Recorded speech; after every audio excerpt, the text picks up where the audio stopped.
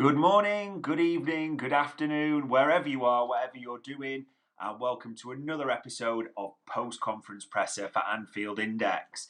There was two up at Anfield, important to say Anfield, not the AXA, because it's the Champions League one, isn't it, ahead of the game against Bayer Leverkusen in just over 24 hours' time. And you always look, ladies and gents, don't you, of who's going to be put up for this, because usually it gives you an indication into the starting lineup, and sometimes it changes your thinking. Cheated a bit Liverpool with this one.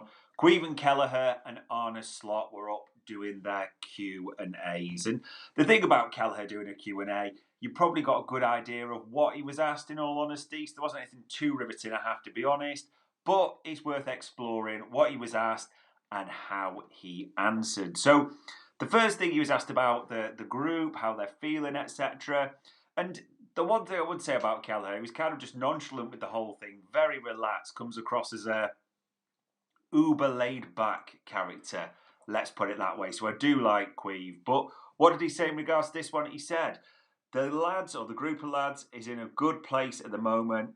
I'm playing games and confidence is high. We're focused on performing and keep on working well. Yeah, again, I think it's almost what are you really expecting him to say? They should be in a good place, for freak's sake. The top of the league.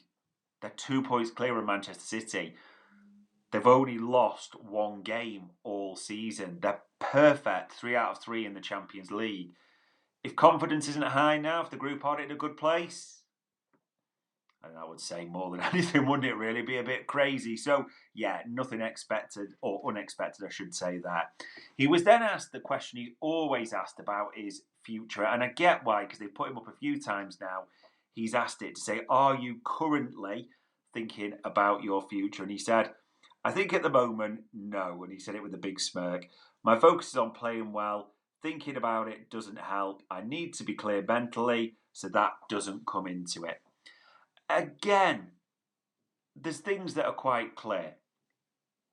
Kelleher is fully expected to be off in the summer. There's pretty much zero doubt about that. Marmadashvili's coming in, Alisson will likely be there.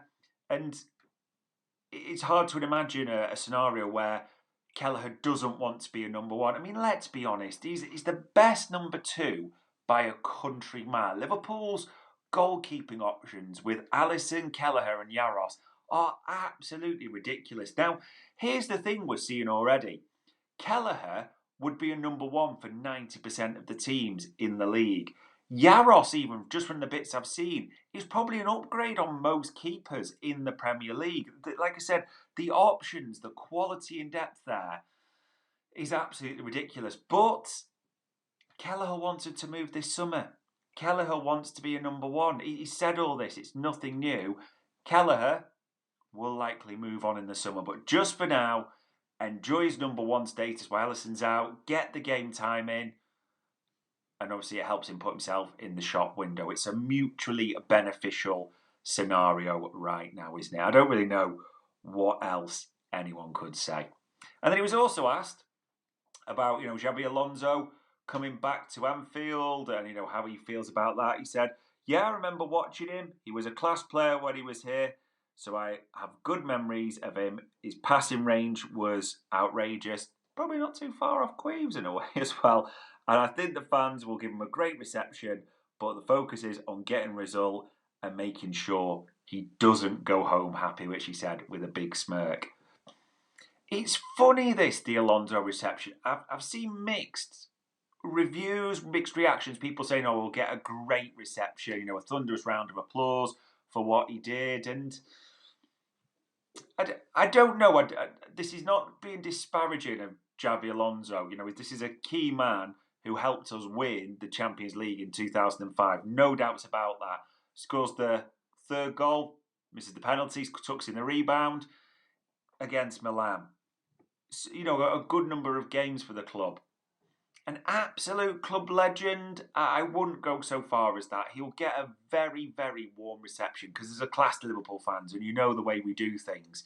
So he'll get that. But it won't be like a thunderous round of applause by any means, I wouldn't have thought. And listen, as soon as that whistle goes, we're into Leverkusen and the full focus is on beating them. Absolutely no doubts about that at all.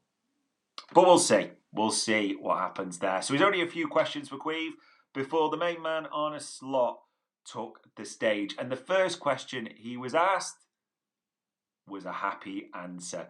Yeah, there are absolutely, just to confirm, no injury concerns about Ibu Kanate. He does have a sort of a, I don't know, call it a cast or a splint. I'm no medical expert because obviously his wrist issues. He was training with that. We saw it, the half 12 videos.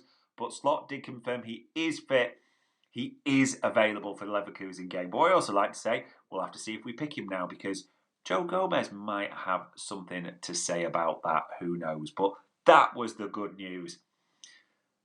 And then it was the start of the Salah questions, which kind of came in different times and three parts. Now, you had no doubt the Salah questions were going to come here because of the tweet, the performance, everything around that. So, he was asked about Mo Salah's tweet, his post, and he was quite honest. He kind of had a big smile on his face throughout that, and he talked already about a big European tie. So what did he say about Salah's post? He says, you interpret that the way other people like myself maybe don't. I don't look at Instagram posts of the player, I speak to them. Mo is in a very good place at the moment. He always has been.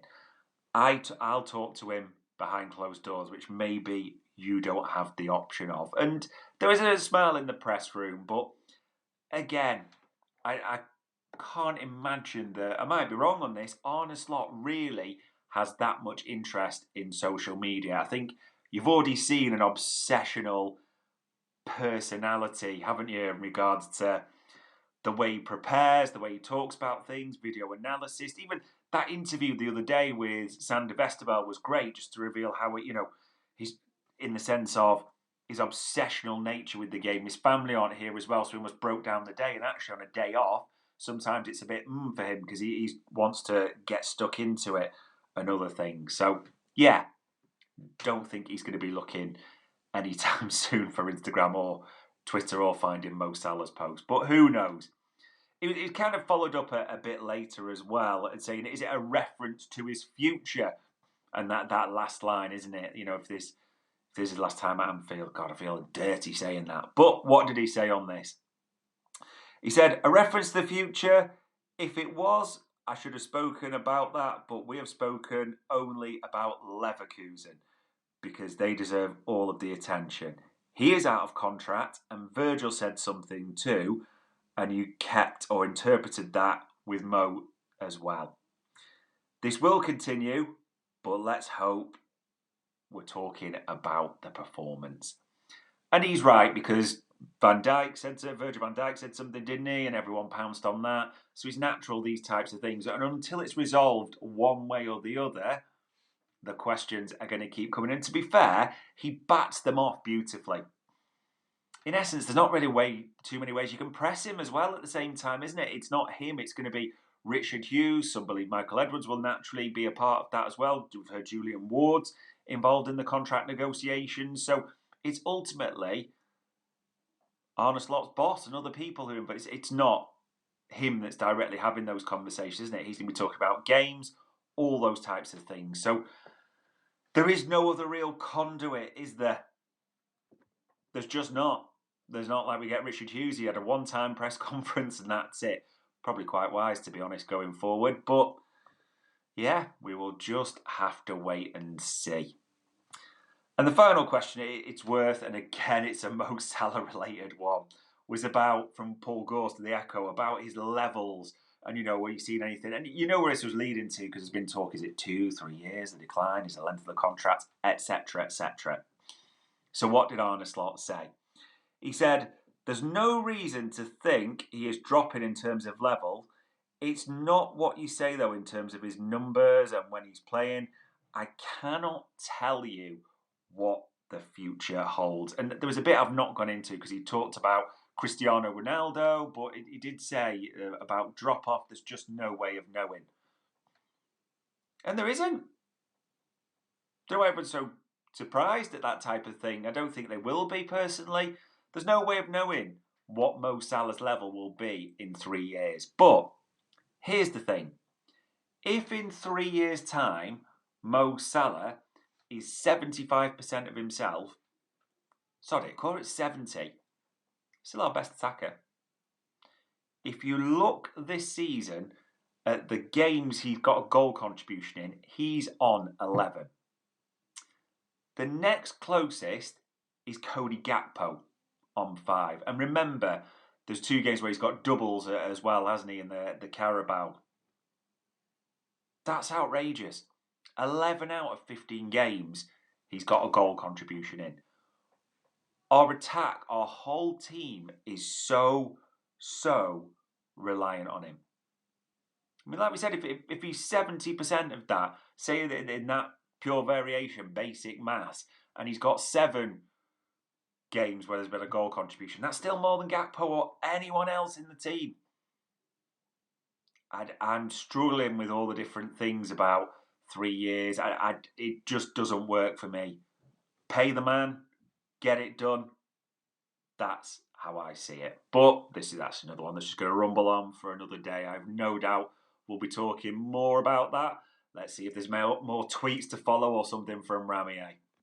So we'll move on, as we always do, to the clues from the Brighton game. I mean, I'm still recovering from my voice, still sore from the weekend in that stadium. Absolutely bouncing out that place. And I said to the mates that I go to the game, and you'll know Mark and James, who we do the Red Alert with because we're at the game with them, talked about those games are just sweeter in some way. There's just something more special when you've had that frenzy of a 2-1 and you've had to come from behind than there is of a 5-0 victory, when it's routine and you may be going, we want 5, there's just something special. And the atmosphere was special. The atmosphere is still there. It just knocks off all this nonsense discord about it needs to be cut. No, when things are special, they're called upon on special certain occasions. Otherwise, it would just be the constant hum and the Bundesliga where there's, drums and all sorts. And that's not to be critical. Anfield's just different in that regard. And all of this is their library. Brighton had a few of those, to be fair. And probably should have shut your mouth, really, shouldn't you, Brighton fans? And I've got a lot of time for Brighton and their team. But purpose of Stupinian, he had to go up poking the beast. Yeah. So the atmosphere is very much still there, despite what Steve from Greater Manchester might tell you on any report. There we go. So the next bit is the clues from this game, the start. I don't like that we keep starting like this. There is a bit of a lethargy to the way we're getting out, and it wasn't great at the start, particularly against Chelsea. We warmed up, and then we had the later period, I suppose. The Arsenal game, again, and another day we could have been well behind at half time. And it had the feeling of the same in this one, that, let's be honest, we were happy it was only 1 because Ferdy misses another chance where it comes over. Rutter gets a one-on-one when Kelleher makes a good save as well because he got the wrong side of Van Dijk. There was Darwin's chance early doors, but apart from that in the first half, sod all, to be honest. So I'd like us to... It's great to know we're showing that intensity in the second half. Here's an idea. If you start like that and do the things early doors, then we can take our foot off the gas and then we can start bringing concepts back that we really like, such as garbage time, such as XG after we're 2-3 goals up, that it doesn't really matter about too much. But if we keep starting the way that we are, that's not going to happen. So that was one of the big things for me, and I do wonder if Slot will be speaking to them about that. The subs impact has got to be the biggest takeaway. All 4 of the subs, really. From Endo had a few minutes, just thundering into stuff. Joe Gomez, a real contender for man of the match. That block on Welbeck, absolutely sensational. But just a brilliant 45. Curtis Jones gets the assist. It's forgotten. Releases. All those people that Curtis Jones holds on to the ball too long. Don't know if you saw Mo Salah's second goal, people, by the way, where Curtis Jones runs, releases it, a quick 1-2 with Luis Diaz. Yeah, maybe that might just shut that up for a while as well. And then Luis Diaz, who kind of played left wing later on, but an attacking midfielder role. How important was he for pressing, making things happen? Just the intensity they brought on. And I'll come back to them because we'll talk about the lineup as normal. Only other thing, the stats tell the story. It was horrendous first half, but if you look at the second half, we won 70% of the duels. 35 out of 50 duels across the board.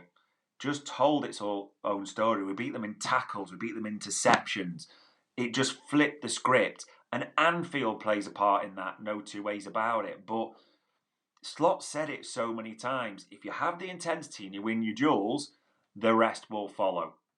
Let's just see if we can get that from the start this time. And we move on, as we always do. And by the way, to Bayer Leverkusen, these boys will have threats. There's no two ways about it. I've seen a few people suggesting that they're not as good as last season. I mean, it was a near impossible standard to maintain, wasn't it? Almost, unbeaten apart from that cup final against Atalanta.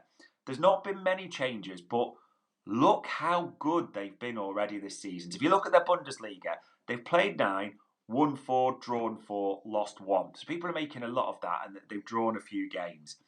The other things to say, they do ship a few, which isn't bad, but they score. So if you look at their Bundesliga, they've scored 20, but they've conceded 15.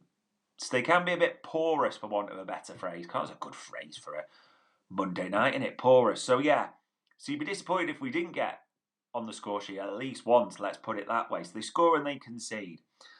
Last game, 0-0 against Stuttgart, which doesn't really represent them, funnily enough, for goalless stalemate. It was a weird game. But you look at the Champions League, they've got the 1-1 draw against Brest. They've also steamrolled Arne Slot's old team, Feyenoord. So that just adds to the little mix, doesn't it? Because let's not lie, we've got this little storyline of Slot against Alonso. We've had all the nonsense. There's been clearly disproved. Let's just be clear on this. Xabi Alonso was never offered the Liverpool job. Yes, he may have been in the reckoning or thinking, but he ruled himself out early. So he's definitely offered it. And then we went to Amorim and all this. Just ignore the Gary Neville rhetoric. Yes, we may have talked through intermediaries, but that is very different to putting an offer on the table for those. 2 players who I'm actually... It's weird because I'm very keen to have a look at, and I suppose in a way we hope they have a stinker, but you're intrigued to see them play. You always want good players to play at Anfield. That's the nature of it. Victor Boniface. I'm not going to pretend I've watched the Bundesliga inside out, but from the games I have seen, very impressive. 8 goals already this season as well. Had an injury, hasn't he, at the same time, but come back from that. A lot of the big boys in Europe are watching him, no doubts about it. The player that every big boy in Europe, and to be fair, I think it's going to take a monster fee when it probably does go next year, over £100 million, Florian Wirtz. And, I mean, as much as Boniface is the leading scorer with 8, Wirtz has got 7. If you look at his number of assists, not far off. He is the man that makes it tick. And when I say man, I mean 21. An absolutely sensational talent. There's no two ways about it. This Leverkusen team will be a huge challenge. It's almost the unluckiest draw you can get. I mean, they were in pot 2, but then you look at it and thought, how are they not a pot 1 team? It's the team in pot 2 that every pot 1 team wanted to avoid. Unfortunately, here we are by nature, but we've got them at home, and it will be interesting to see. Remember that 20 goals they've scored, but 15 they've conceded in the Bundesliga in those 10 games. 9 games, sorry. So, yeah, intrigued. 4th they sit, a bit behind Bayern Munich, but a big test coming up. And then the final bit we do, ladies and gents, we always talk about the lineup, the score, and the scorers. Now, in recent times, 3 is the magic number. Thinking, what are you talking about? Just check back from the starting lineup, from the likes of Chelsea to Red Bull to Arsenal, Brighton again. Keeps making 3 changes to the starting lineup. And I get the feeling that's what he's going to do again. Could be wrong on this, but here's how I'm going. Kelleher is going to start in nets, obviously. Trent at right back. Ibu and VVD. There could have been some, maybe just play absolute safety, but if he's fit and he believes there's no issue, he should start. It's the strongest team in this type of game. I think Robbo comes back in. Just think a bit of fresh legs, a bit of rotation. It's what he's been doing with the left back position. We've seen Tsimikas come in Europe, haven't we, like AC Milan? So I think a rotation now. So I think Robbo is the first change. In midfield, Grav and McAllister. I think Curtis Jones will come in. I think he's conscious to rotate Dominic Szoboszlai a little bit as well and just manage his minutes because of his importance with his press and everything he does there. So Curtis Jones for me will be a starter. And listen, more than earned it. I know people will be reluctant on this saying, well, he didn't really go that well against Arsenal. No, the team was pretty poor against Arsenal. It just so happened that the tweets came as he went off. I think he was a bit unlucky by nature of the way we were playing. I didn't think he was the midfielder that was struggling the most, to be honest. So, yeah, Curtis Jones. And then the forward line. Darwin Núñez came off quite early against Brighton. I think he starts this one. Mo Salah, obviously, on the right-hand side. There's no doubts about that. And I think Luis Diaz will start this one. I think that pace and power. I mean, it's almost at the moment, and I love this. I absolutely love saying it. Every single game you can make a dual case for the two wingers on the left side. It's such a strong competition. Long may it continue. Long may they keep getting goals, assists, making things happen, and we're having these types of debates. But for me, Diaz, I think, starts. So that is my prediction. That the three changes are Robbo in for Tsimikas, Jones in for Szoboszlai, Diaz in for Gakpo.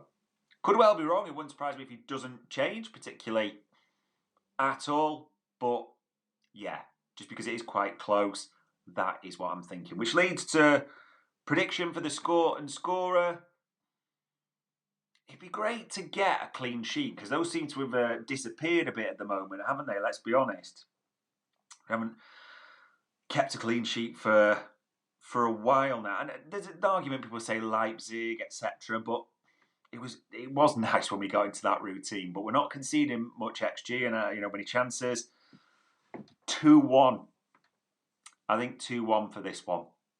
Mo Salah to score at some point. I think if you look, as I said again, the way Leverkusen have gone, 20 goals for, 15 against in those 9 Bundesliga. So they get goals, they concede goals. There's no two ways about it.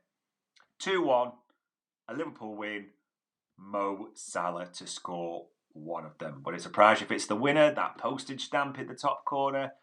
Absolutely not. But 2-1 Liverpool, that is what I'm going for, ladies and gents. We'll see what tomorrow night brings. We'll see what the return of Xabi Alonso brings. We'll see what atmosphere Anfield brings to the party as well. But on Monday, the 4th of November, about 24 hours out from a game against Bayer Leverkusen, that was the post-conference presser for Anfield Index.